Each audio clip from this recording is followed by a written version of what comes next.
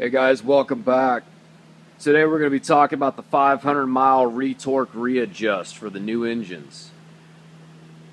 When you receive a new engine or when you rebuild your own, at or around 500 miles it's necessary to retorque and readjust the valves. What I mean by retorque is retorque the head bolts to 52 pounds and readjust the valves according to the specs from the valve if we're using performance or not. We do have a stage 2 or a 272 camshaft in this vehicle. We're going to adjust to 8 and 8 intake and exhaust. At the 500 mile mark, we've already assumed that we've done this, but it's a really good idea to take a look at all the fittings, all of the bolts, all the hoses. Just make sure we're not leaking anything from anywhere.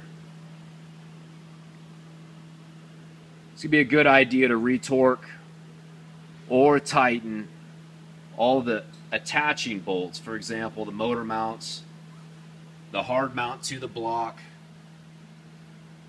the mount to the frame rail, etc. These are things that all, even though we've checked them, rechecked them, and torqued them on when we put it in, it may have came loose in the first 500. If you're going to be removing the distributor to take off the valve cover more easily, do make sure to indicate where the rotor is pointing. Make a nice little mark there so you can line it up perfect when you put the distributor back in. We are going to be rotating the engine when we adjust the valves. It's an easy thing to overlook and end up causing a little bit of extra pain at the end. These are the things we're going to need for our little procedure today. Starting left to right, of course, we're going to need an inspection flashlight. We'll need a torque wrench because we are going to be adjusting the head.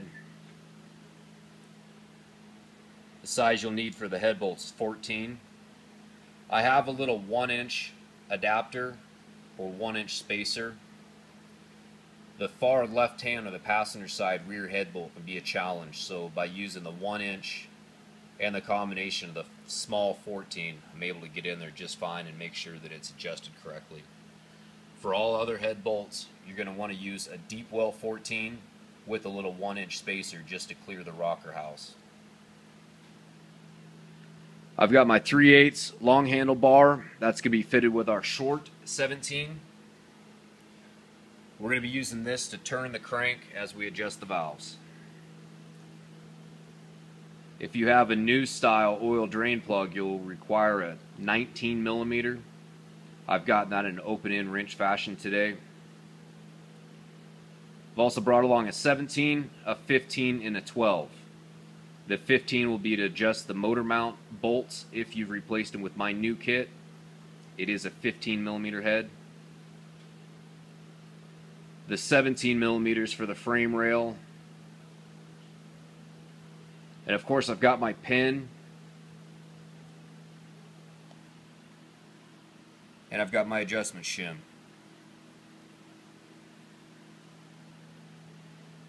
This is a 272 cam as we indicated, so we're going to be exchanging that 10 for a .008 before we get started. I like a pin to mark the rocker house or the rocker arm itself after we're done adjusting, just so we don't get confused and happen to redo one twice or miss one. So as soon as we're done with it and it's torqued off nice, put a little blue X on it.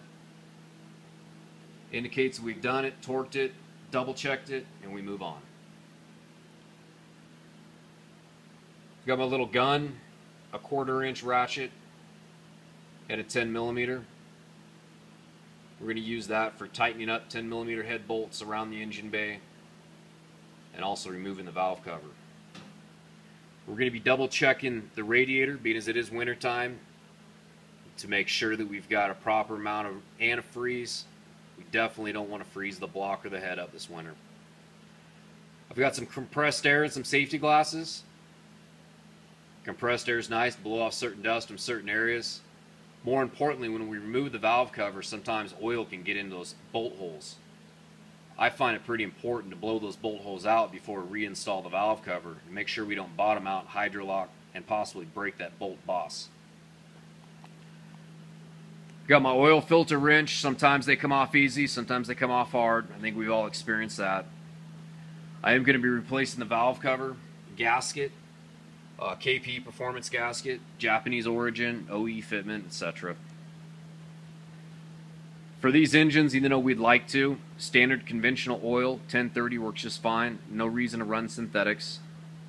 I'd rather you change the oil at 3000, keep it clean, than run a more expensive oil and expect it to last 5,000 to 7,000 miles. So just standard conventional 1030. We're going to be using about 4.75 quarts once the oil filter's filled up. So we've got a nice little 5-quart jug here. Should be just fine. Obviously, we're going to be replacing the oil, so we're doing the oil filter. I'm going to be replacing the valve cover grommets along with the valve cover gasket just to make sure everything goes back together and we don't have leaks in the future. I do like to replace the crush gasket for the oil drain plug, again just to make sure we don't have leaks in the future. As we indicated, it's wintertime around here. We're going to be checking the antifreeze, topping off if necessary. If you haven't purchased one recently, this is an excellent time to replace the radiator cap.